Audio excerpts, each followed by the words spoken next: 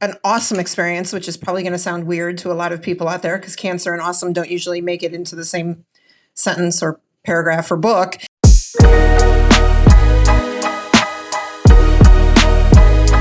Welcome back to another episode of the Frustrated CEO podcast. My name is Patrick Lyons. I'm one of your co-hosts.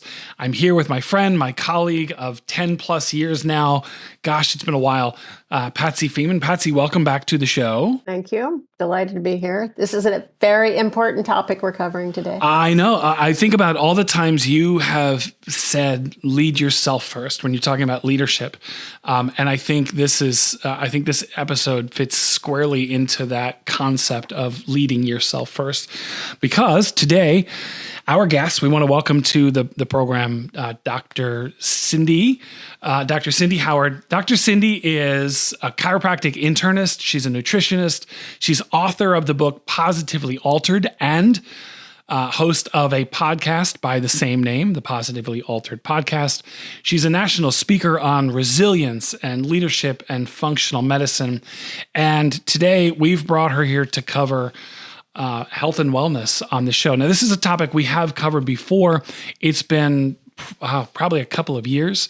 But the reality is the health of the business often reflects the health of its leaders. So, Dr. Cindy, welcome to the Frustrated CEO podcast. Thank you. I'm showing up as a frustrated clinician. How's that today? Fits right in. Fits right in. Good. No, I'm happy to be here. This is great. Thank you. Well, okay. But see, right off the bat, I know you're being facetious. I've had multiple conversations with you. I have yet to see you frustrated by anything. And I think when people hear your story and the resilience, there's a lot to learn. So in fact, actually, I want to start there. Dr. Cindy, you've built an incredible platform helping people reclaim their health. How did your personal story, especially your cancer diagnosis, lead you to this point? Oh, it's a big question. So I've been in clinical practice for 26 years, plowing through one patient at a time, trying to help them accomplish their goals. And almost 12 years ago, I woke up one day with a lymph node protruding out of my neck, and I thought, that's really weird. I'm not sick. And normally you're sick when a lymph node is swollen. So I waited about 4 or 5 days only to realize I was still not sick. And, due to the fact that we don't have 7 hours to go through a podcast, the fast story is self-diagnosed Hodgkin's lymphoma through a series of tests and laboratory tests, and decided to co-manage my way through it. And through that experience, and it really was an awesome experience, which is probably going to sound weird to a lot of people out there because cancer and awesome don't usually make it into the same sentence or paragraph or book. It was a true gift, both personally and professionally. So now when I sit across the table from patients, where I've always considered myself pretty empathetic, I think that's elevated much more significantly now, because even though my walk is never going to be the same as anybody else's through any sort of disease process, there's a little bit more understanding of what it's like to be faced with a scary word and how to overcome that in a way positively versus the rabbit hole of victim mentality, which I think a lot of us do. Whether it's health or anything else in our lives, we tend to run down the negative rabbit hole. And now I'm able, I think, to make a greater difference in patients' journeys, because not only can I empathize a little bit better, but now they also know I've walked the walk through something that's, could have been life-threatening, quite frankly, and come out on the other side much more fabulous than I went in. So tell me about Positively Altered, the concept. Clearly it influenced you enough to write a book and have a podcast. How do you come out of an experience like that positively altered? It wasn't easy. It took a lot of work. And I'll share with you in a minute the story of those two words, because those came way after the journey. But for me, it was about recognizing that the mental capacity to get through something is so important, because when we look at neuroscience, we know that we're wired to think negatively. I mean, it's been proven in the research. You go back in time, we were always scanning for predators, who's going to come out and get us and attack us. And our thought process, the way we're really truly designed, is negative. So it's really easy when you're faced with anything, any challenge, to go down that poor me, why me, how come me, this should be somebody else instead of me, right? It's always easy to wish it upon somebody else, which isn't very kind.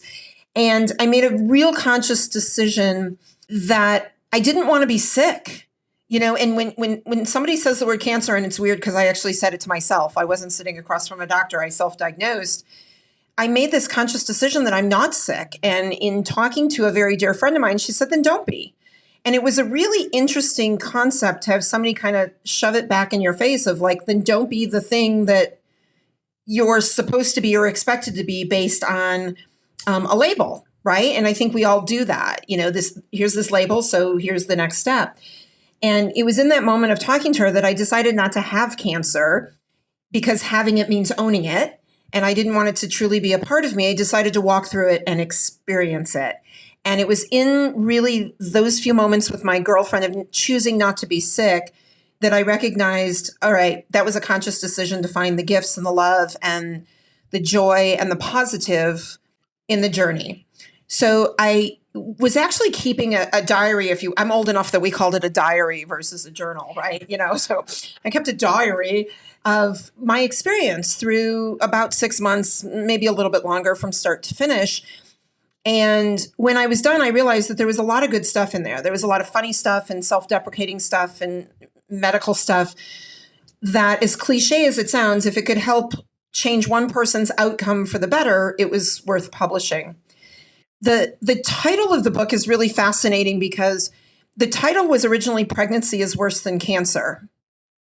And that's now a chapter in the book. And I actually really ticked off quite a few people with that title, and especially women, because they're like, how dare you say that pregnancy is worse than cancer? Like, there's no comparison, right? Like, cancer is horrible.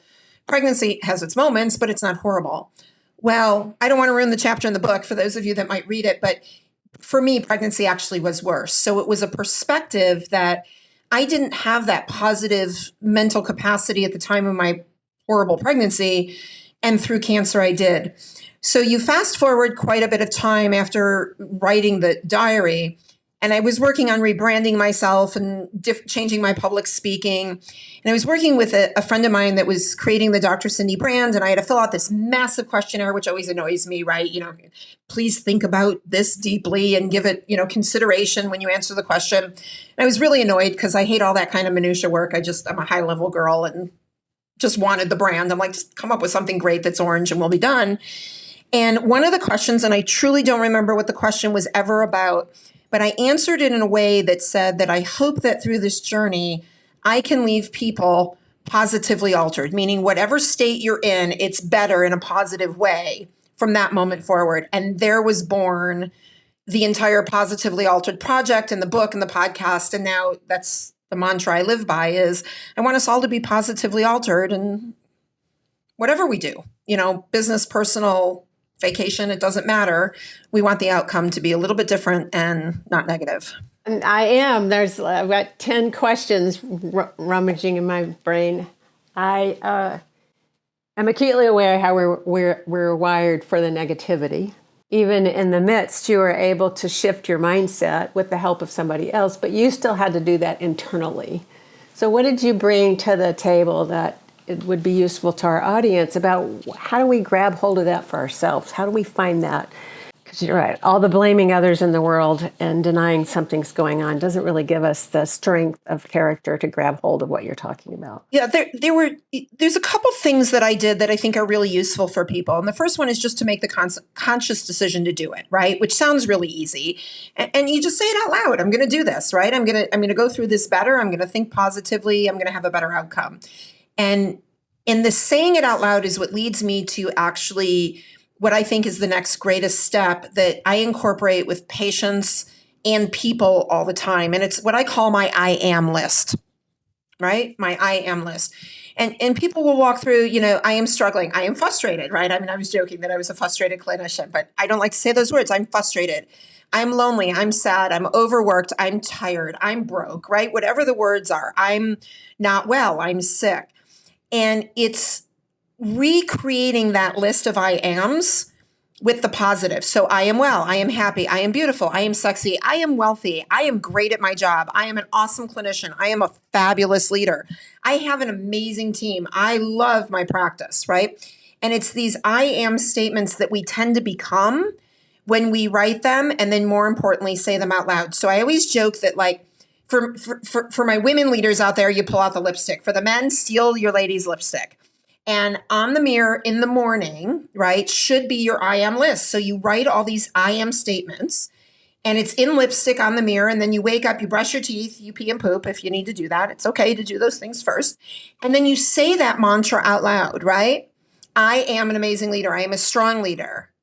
I am going to move this team forward. I am going to be successful in our next adventure, right? I am going to create an environment or a culture that people want to be a part of. And the I am statements can be anything, whether it's what you want to create in your world or what you personally want to become. And the brain starts to believe that. And it's funny because people all the time will say to me, but you're lying, right? Like when I said I am healthy, well, you were lying, right? Because you were diagnosed with Hodgkin's lymphoma. But, the real question is, was I lying? I believed that I was healthy. I had a challenge that I needed to overcome and walk through, but I really was healthy through it. And it was that mantra and that belief system of my own brain that got me there. So for anybody that's leading anything, whether it's an entire team, one person, or themselves, that I am mantra is what can really get you in the proper mindset of anything you need to accomplish. So you say, I'll say this first of all, we have done that exact thing in our house through the years. And for the men who don't want to pick up the lipstick, soap works too. Through different periods in my own life, my wife, Dana, has taken soap. Not only can you write it for yourself, but it's really useful to write for somebody else who needs to see in themselves who needs help seeing in themselves what they can't.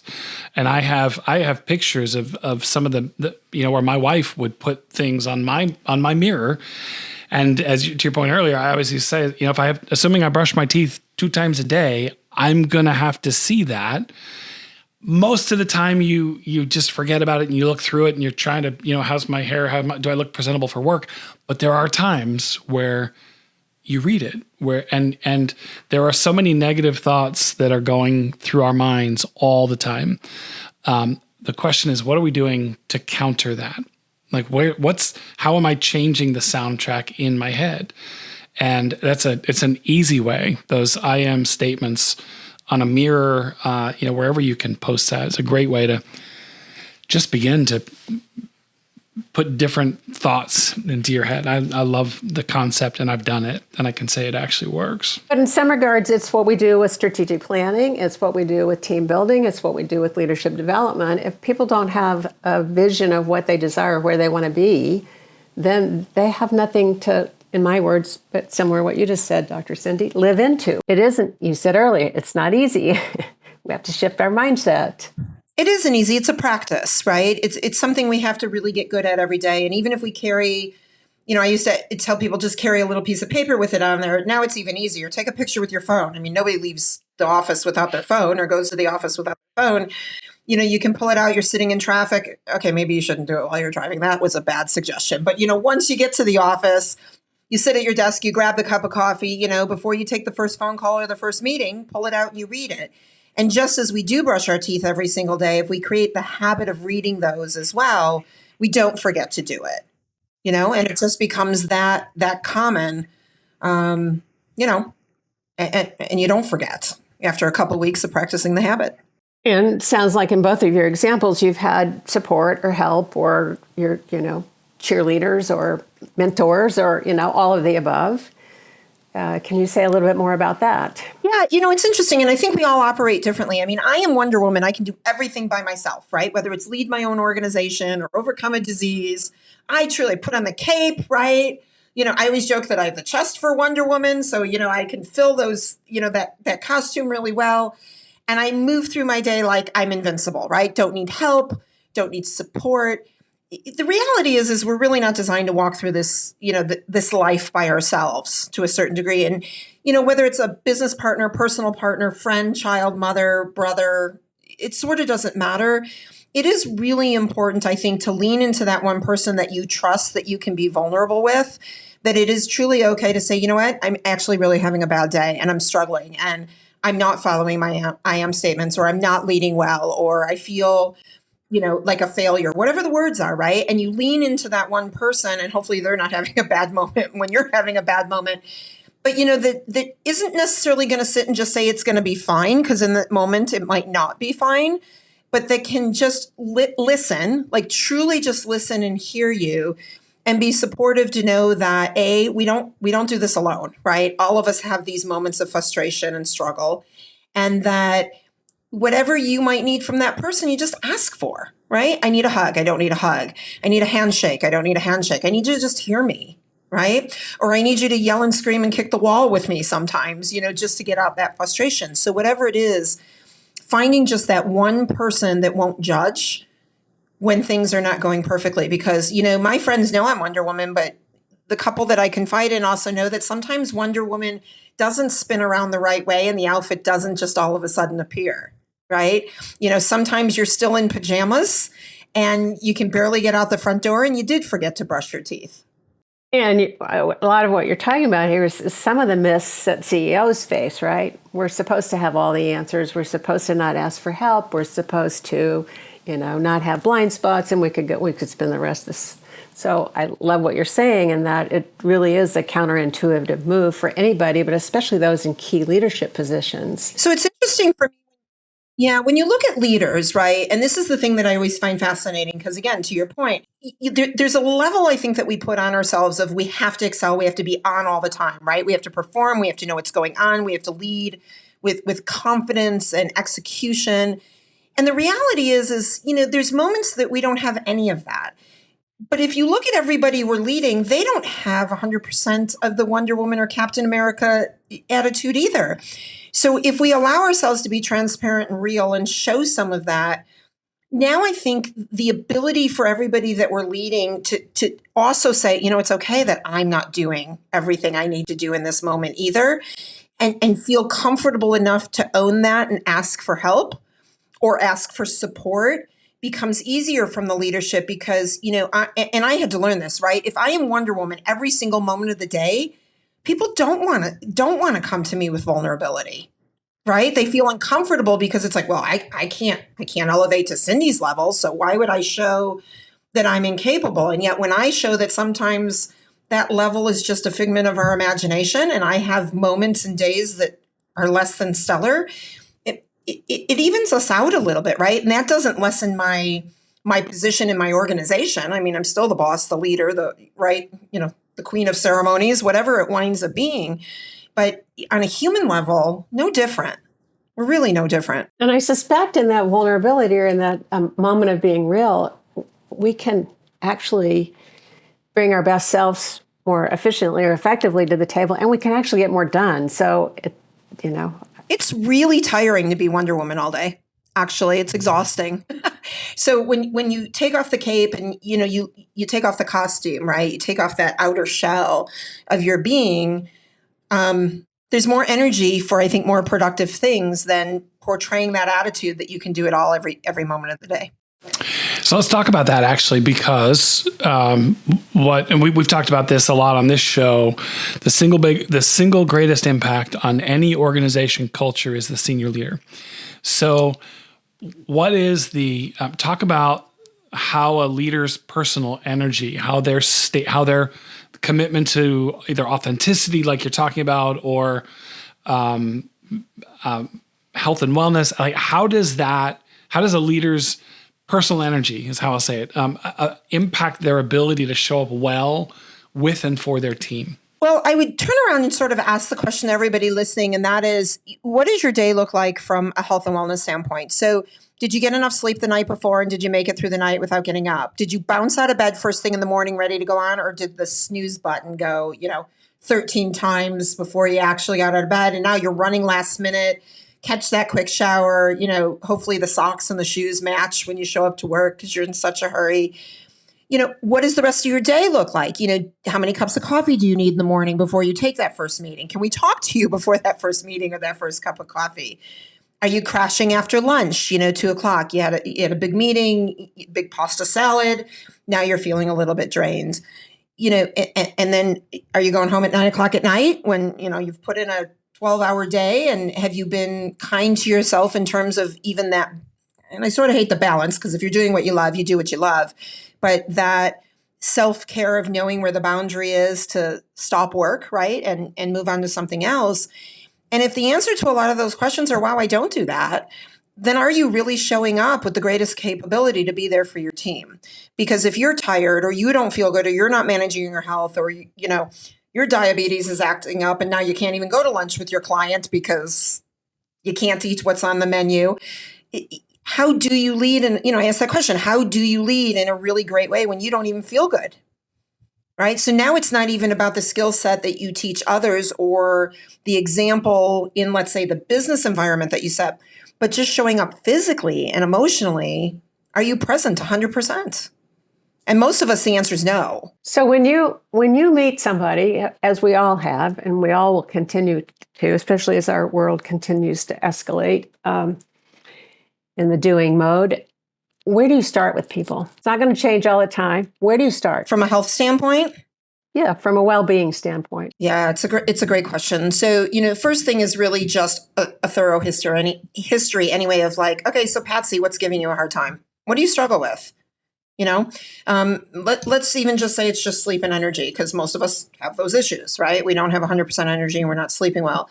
And we dive into trying to find some of the underlying reasons that you may have sleep issues or not. So let's say, Patsy, you have sleep issues because you choose not to go to bed till 1:00 in the morning because you're doing work, right? We might have to have a conversation then about either delegation or repositioning the time of day that you use things. But let's say it's not something you truly have control over in terms of those choices, and it now becomes an actual physical issue. That's where we dive into, let's say, different lab tests to look at finding where you're broken, so to speak, right? So like, let's say you're not getting enough B vitamins. You're not able to sleep because your cortisol is too high at night. Therefore, when you lay down, you go, my brain is racing and it won't stop.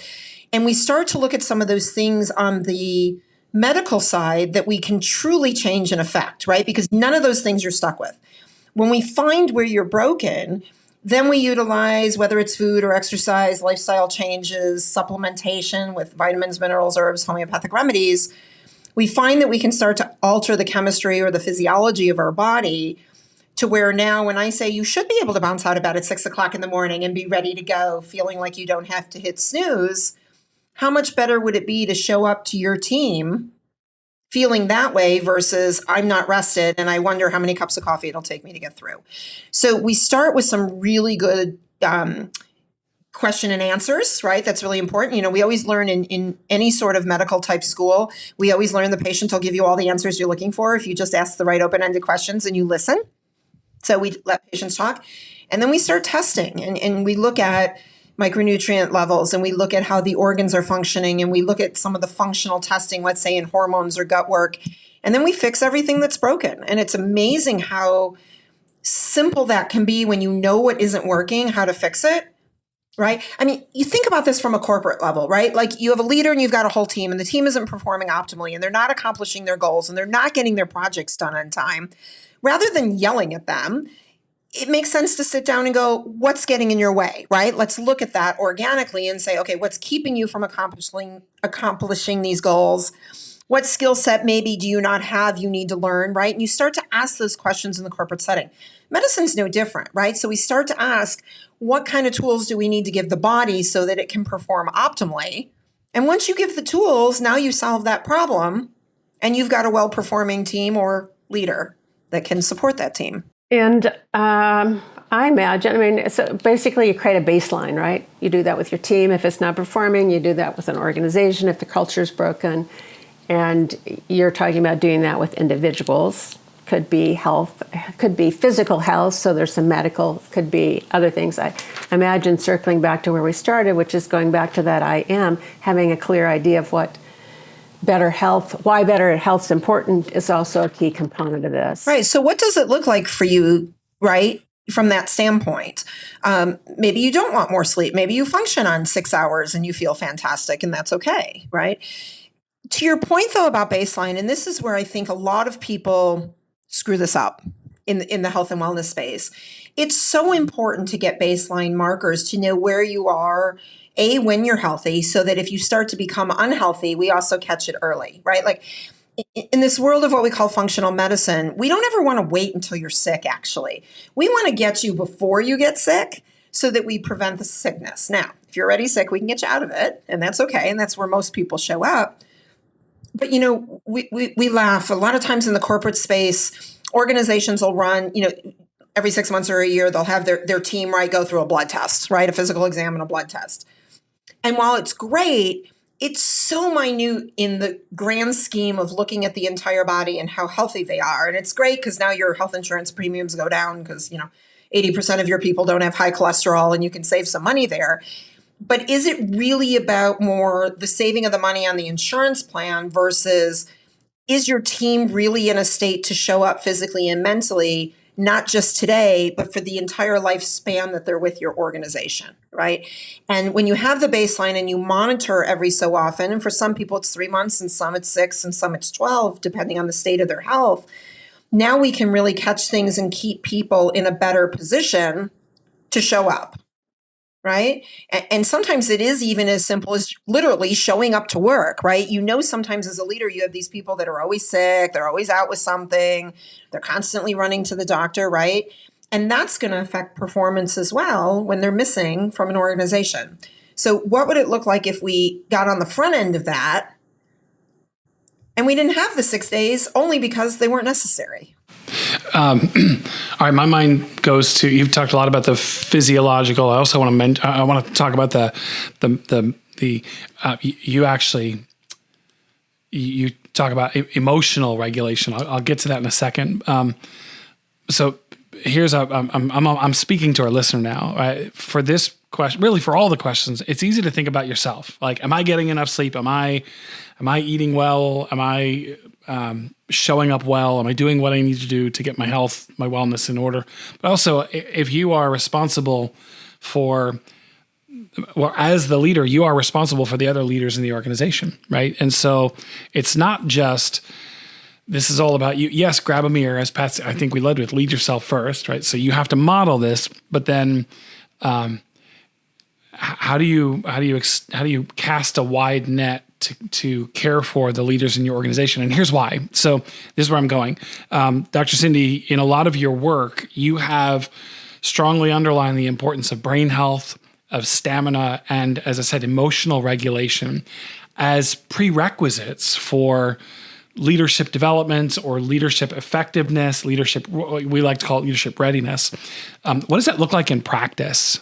Well, I think there's a couple components. One goes back to that transparency of allowing people to recognize that there's no shame in this, right? There's no shame in saying, I don't feel as good as I can, or I'm struggling with a certain condition or a certain symptom.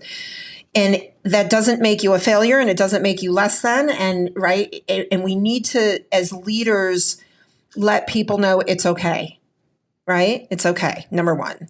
Number two, I think it's really important to have the conversation beyond it's okay to know that where do they also turn, right? So are there avenues within your organization that they can lean to, whether it's a therapist, a doctor, a chiropractor, a massage therapist, a yoga class, right? And there's a lot of great organizations that offer this within the organization, but also maybe presenting some resources outside of the organization that are trusted, right? And saying, here's a list of the people we've worked with, we trust, we love, that provide amazing services if and when you need them.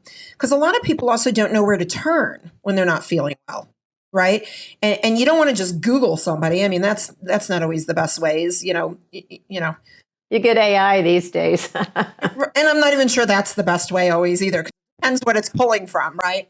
So if we know we've got trusted places to incorporate, and at the end of the day, we have meetings. What about a wellness retreat? What about a wellness hour? What about instead of having a meeting about, the finances and the production maybe of what you're trying to do? What if we took time in, one of those sessions to just bring in an expert on health to give some really cool tools and ideas for people to take home and work on it that way? So I think we forget to do that.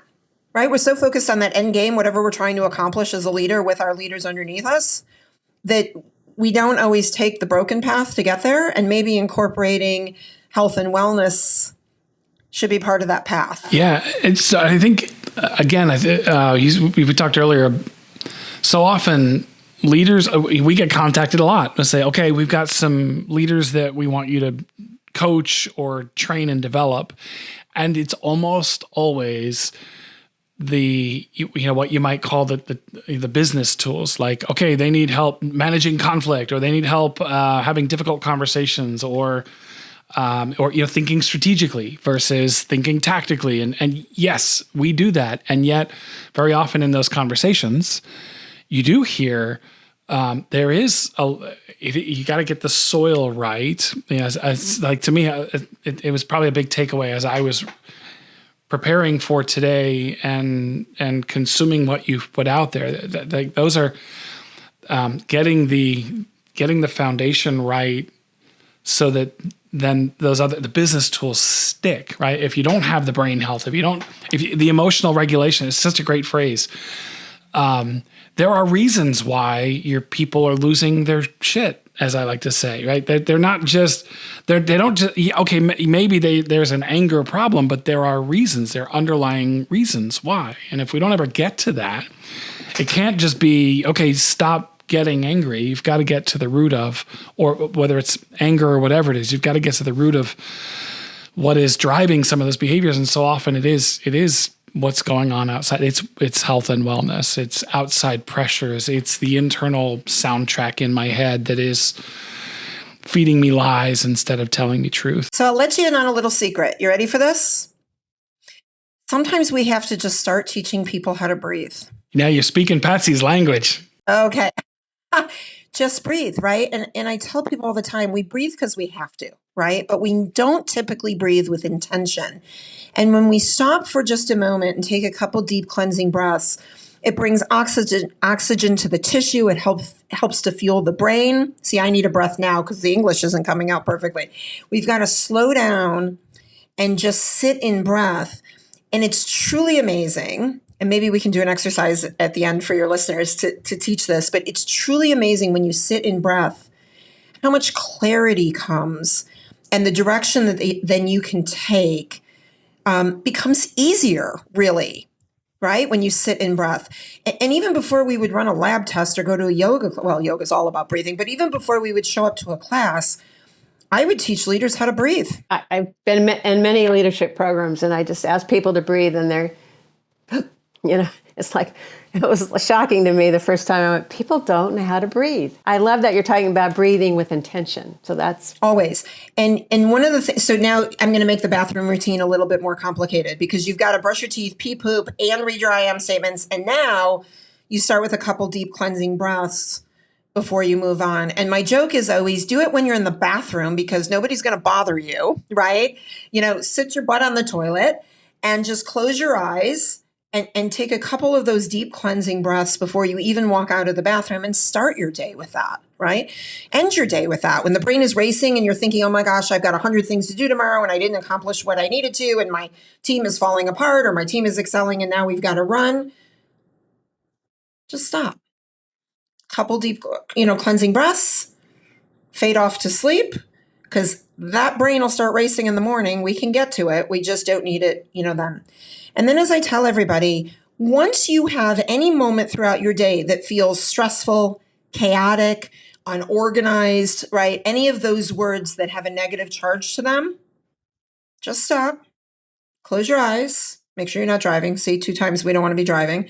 Make sure you're not driving, and just take a couple breaths, then go.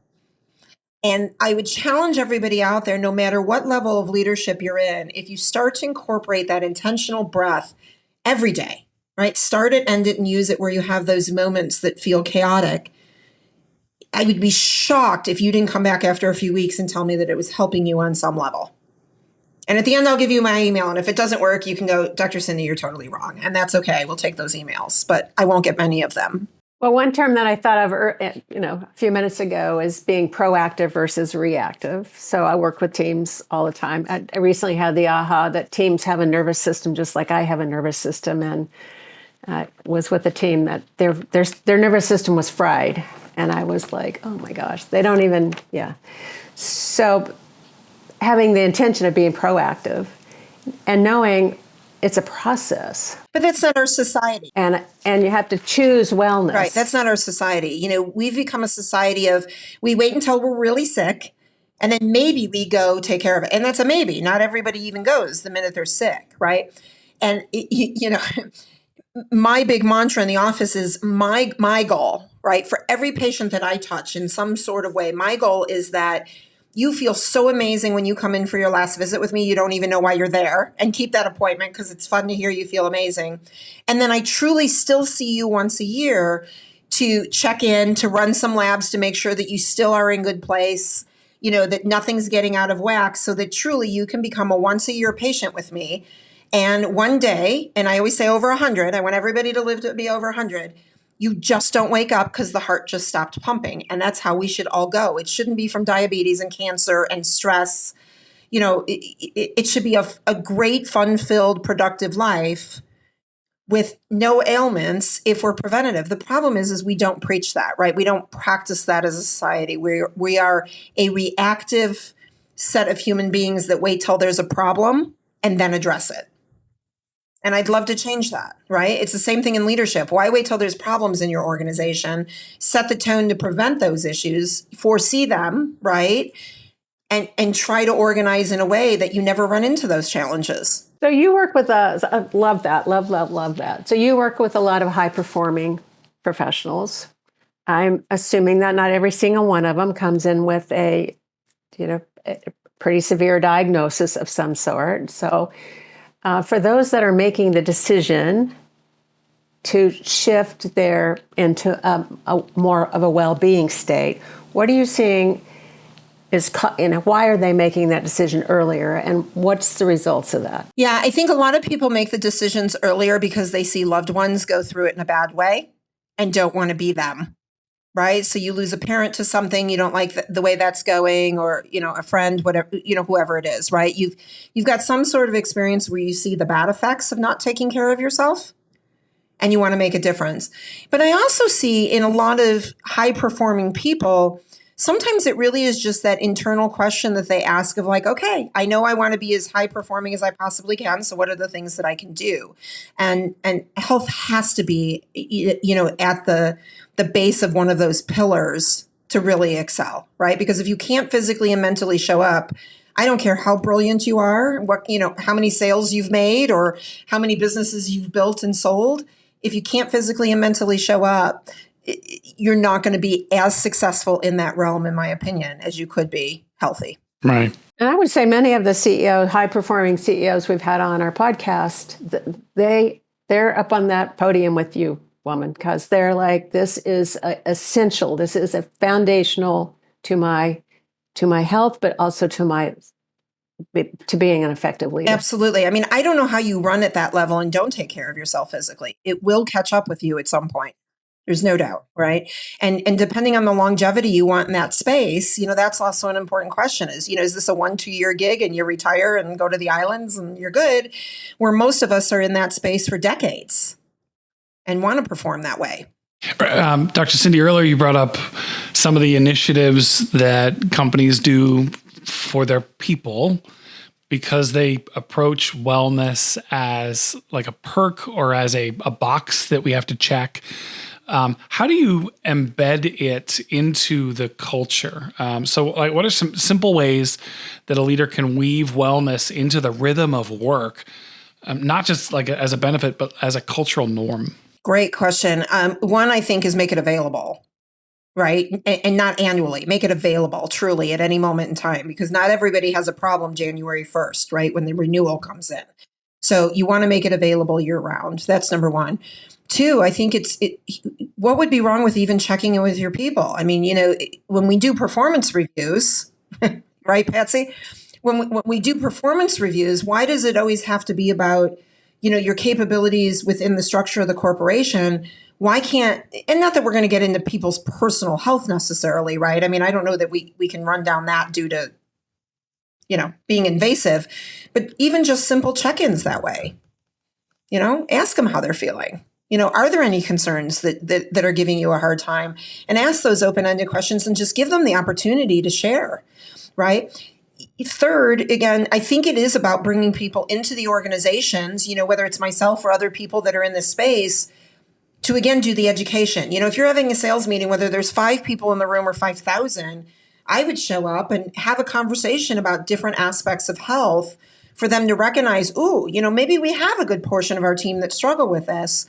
And now that they can recognize it and understand it, then we can find them some resources in order to get help, right? So bring people in who are experts in this space to part of your meetings. Give us, 10 minutes, 10 hours, whatever you need, and incorporate that. Right. Well, prioritize it. Right. It's an agenda item, right? It's an agenda item. Listener, this is the part of every episode, every episode we've done from the start, where we want to give you practical things that you can do. I mean, actually, Dr. Cindy just gave you 3, but it's a little bit of a recap from our conversation today with Dr. Cindy on some specific ways that you can begin to improve your own health and wellness, how you can perhaps improve it for your team and for your organization. So, Dr. Cindy, we'll let you go first so we don't take all the good ones. Actually, ours are yours because we took notes during the conversation. So, but what are 2 or 3 things, 2 or 3 big pieces of advice, simple things that a CEO, a leader, or an individual could implement to make some strides and some progress in the areas we've covered today? Yeah, and I'm going to be a little redundant, but maybe we can reframe them a little bit, right? And number one is first sit with yourself and be honest. Pull out a piece of paper, write down the things that are giving you a hard time mentally and physically, right? And just be very brutally honest. Nobody has to see it but you initially, right? And just see if there's anything on that piece of paper, because until you're ready to admit that there are things that you need to look at, you're never going to address them. So that's just number one, right? And the minute you're done listening to this podcast, do it, because it's not going to take that long. If you're tired, if, your cholesterol's too high, right? And if you don't, then you make the appointment with the doctor. And then I think number 2, the practical, is you have to pick up the phone and make that appointment, right? You have to call the professional that can help you. Just as we would call you as a leader to do something for us in your business, you've got to call those of us in that medical space that can now help you. And make sure you get aligned with the person that challenges you enough to push you, but that you also resonate with, right? Because there's lots of professionals out there that don't feel good to you, right? Like they might be judgmental, they might be too wishy-washy. You just might not like them and resonate with them, and that's okay. You've got to make sure you get into the right space of the person that you trust to help you on this health journey. Because at the end of the day, I can't do it for you. All I am is a tool to give you the knowledge and the education, and you've got to make those decisions, right? So 1, be honest with yourself. 2, pick up the phone and make the phone call, right? So that's it for you. 2, I think in your organization, and you've mentioned this, you've just got to make it a priority and an agenda item. Decide that you are going to make the health and wellness of your entire organization and team essential. It's non-negotiable, right, from this moment forward. And then in that non-negotiation, how do you want to address it? By having people on staff, by bringing in experts to talk to the team, by having a 1-page summary of the practitioners or the people that are available in your community that you would love and trust to send your team, your family members, your friends to, right? And I think those are really good, practical, easy steps to move that forward, and then the work begins, right? Once we know there's true issues and finding the people, I mean, I'd love to tell you there's a magic pill out there. It doesn't exist. I'd be selling it at 3:00 in the morning when you can't sleep if there was such a thing. And it does take some work, but just as you work to move your organization forward, you've got to work to move the health of yourself and your team forward. And then those steps are, varied depending on what we find and how you want to move through them. Excellent. Good. Patsy, what would you add? I would add the awareness that we're neurologically wired for the negative. We're always looking for that tiger that's right around the corner. So knowing that happens to us brings some compassion and notice your mindset. So then shift that. I also would say that there's some key pieces, if you're the leader, of being a leader that people want to align with and can trust. And the first is vulnerability. You have to accept what's going on in the moment. It's what's going on. It's important to ask for help if that's what we need. And being transparent and authentically yourself are some other key components of being an authentic leader that people want to follow, that has an impact on your business. So I've got some more, but you can take it from here, Patrick, when we circle back. All right, I'll add a couple. I think just an overall theme from the whole conversation is really the challenge for the leader, for our listeners: run your body like you run your business, right? Be strategic, be preventive, be intentional, make data-driven decisions, and act with a long-term mindset. I mean, run your body like you run your business. It's because you wouldn't, if you think about how often do we run our body, it's just the opposite, almost the exact opposite of how we think about our business. And it's more important, really, when it comes down to it. Without the body, there is no business. So that's one. I loved the concept and the conversation that really health and wellness, the emotional maturity, those are prerequisites to successful leadership. For you, for for every leader in your business. And if you're not caring for those things, if you're not cultivating the soil, then the leadership in your organization suffers. And when the leadership suffers, the business suffers. I love this, and this is for all the men out there. You're not Wonder Woman. We are not meant to walk through life or business alone. So take off the cape and then find a person that you can trust, that you can count on, who won't judge, and with whom you can be honest and authentic. I have a couple more that I've circled, but I'll open it back up. I don't know, Dr. Cindy, anything you would add if we did one more quick round? I would. Yeah, you know what? There's one other thing that's really important to me that works really well, and this goes back to Patsy, your reminder that we're wired to be negative, and that is you've got to change the language that you use, right? And watch the words that you pick. And I have a joke. I've raised 3 amazing kids. Anytime they ever, from the moment they could speak to even now when they say I can't, I say you can and you will. You just might choose not to, and that's sort of been my mantra through everything, where you pick the words. I chose to be healthy, not sick. And when we find we use a negative word, can you stop and slow down and restate your sentence in a positive and see if the outcome changes if you use better language? So be real careful and intentional in the words you use with yourself and with your team in order to lift and accomplish what you're trying to, versus to put down, demean, right? Victimize, any of those negative words. And again, that's the key: is use strong words, don't use negative words in your conversation. And you'll see the people that are around you morph into that positivity when you lift them up that way. I don't need to add anything after that. That's like mic drop moment. Well, that one I would add that's kind of a complement to that is to create your future self. You were talking about your I am statements. To me, that's your future self that you choose to live into. And if that doesn't exist, then you don't really have a choice. You just fall into what you were just talking about. So create your future self with your I am statements, whether you choose to use lipstick or soap is your option, but make a choice. Excellent. Dr. Cindy, thank you so much for helping us cover a topic that is way under discussed and way over needed. I don't know how else to say it. Okay, so you mentioned earlier email address. If one of our listeners is interested in the book, the podcast, or reaching out to you, what's the best way for us to find you? There's a few. So the website is drscindyspeaks.com.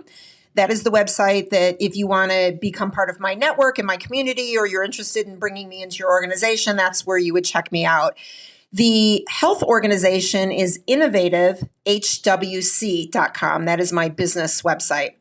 If you just want to send me an email and, give me an opinion or a comment or ask a question, please send it to hello at drcindyspeaks.com.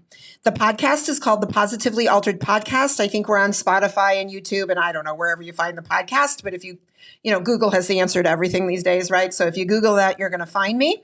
And actually, Patrick, you've been a guest on my podcast. So if you also Google Patrick's name, you'll probably find me. Instagram, I'm on. LinkedIn, I'm on. I think there's even a really bad TikTok video of me with the kids punking me somewhere on the internet. Facebook. Just look for Dr. Cindy Howard, and you will probably find that. And I'd love to hear from everybody. Share your stories, ask your questions. That's what I'm here for, to be a resource. And lastly, the book is called Positively Altered: Finding Happiness at the Bottom of a Chemo Bag. And Amazon is going to be your best place. You can also get it on Kindle if you don't read. Read anyway. It's good for you. You should read. But if you don't read, you can listen to it, or probably your favorite bookstore. Excellent. Good. Thank you. Patsy, thank you for helping me show up well. I appreciate it. Great topic today. Thank you, Dr. Cindy. Oh my gosh, it's been my pleasure. Thank you both. It's been really fun. Of course. And again, thank you for helping us cover a really important topic. And listener, thank you so much for sticking with us to another episode of the Frustrated CEO Podcast. We will see you again next time. And don't forget to breathe.